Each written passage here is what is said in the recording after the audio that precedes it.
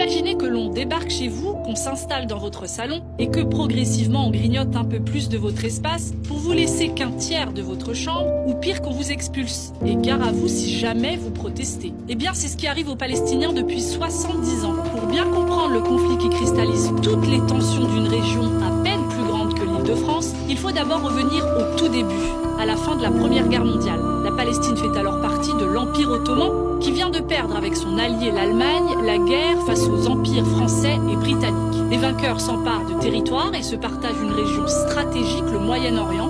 Le Liban et la Syrie sont placés sous mandat français et la Palestine sera, elle, placée sous mandat britannique de 1920 jusqu'à la création de l'État d'Israël en 1948. Le conflit israélo-arabe ou israélo-palestinien a une date de naissance. C'est rare dans l'histoire des conflits. C'est le 2 novembre 1917. C'est ce qu'on appelle la déclaration de Balfour. C'est quoi la déclaration de Balfour?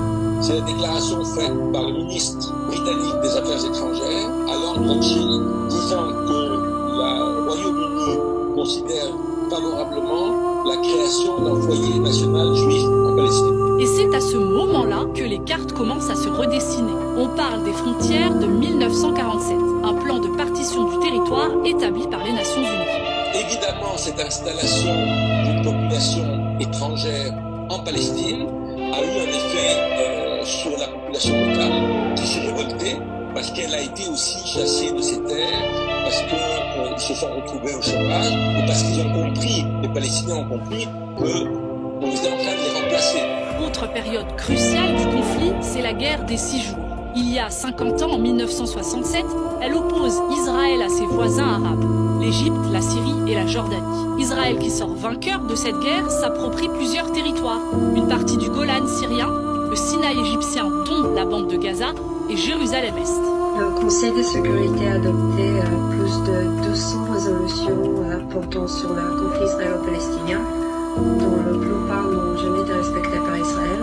En 1967, Israël a annexé Jérusalem-Est, ce qui constitue une violation des droits de l'homme. Depuis 1967, les autorités israéliennes ont revoqué le statut de résident de 15 000 Palestiniens de Jérusalem-Est, ce qui constitue un crime de guerre. Et là, une fois de plus, la carte de la Palestine change. Ce sont les frontières sur lesquelles se base aujourd'hui l'autorité palestinienne et la communauté internationale pour la création d'une solution à 2 États. Mais petit problème, ou plutôt gros problème, Israël, qui n'a jamais rédigé de constitution, ne reconnaît légalement aucune frontière puisque son projet est de s'étendre. Et la réalité de la colonisation illégale le montre aujourd'hui, puisque les frontières des territoires réellement sous autorité palestinienne ressemblent à peu près à ça.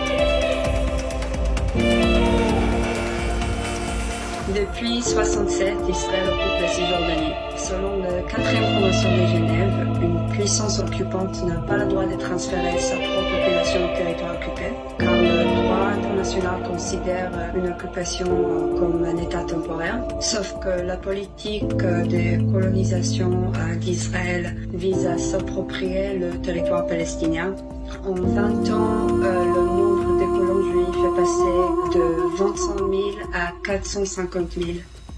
Alors vous nous direz, mais comment se fait-il qu'Israël continue d'annexer des territoires alors que c'est illégal et condamné par l'ensemble de la communauté internationale? Il n'y a pas de sanctions contre l'Israël, principalement à cause des États-Unis, qui disposent de droit de veto au Conseil de sécurité et qui ont empêché systématiquement les tentatives des sanctions contre Israël.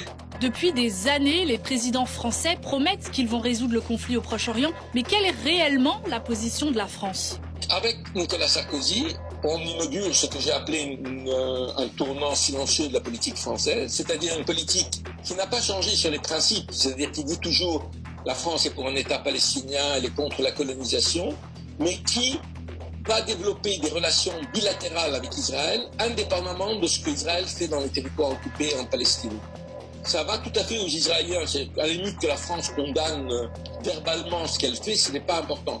Mais la France développe ses relations économiques, elle joue un rôle pour qu'Israël ait une place plus importante à l'Union européenne. La communauté internationale s'accorde pour dire qu'Israël bafoue le droit international, mais sans jamais proposer aucune sanction.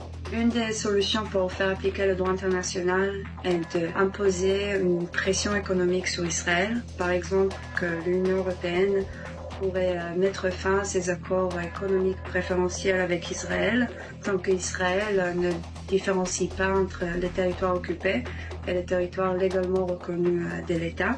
Il est temps aussi de mettre fin à l'impunité à l'égard des crimes de guerre commis par Israël. La Cour pénale internationale examine les crimes de guerre commis à Gaza à l'été 2014 et les crimes de guerre commis dans les colonies. Et on a assez de preuves solides des crimes graves commis en Palestine depuis 2014 pour que la CPI procède à l'ouverture d'une enquête formelle. Alors, on peut se demander aujourd'hui, est-ce que certains États ne sont pas au-dessus du droit international? Et jusqu'où la communauté internationale laissera Israël s'étendre?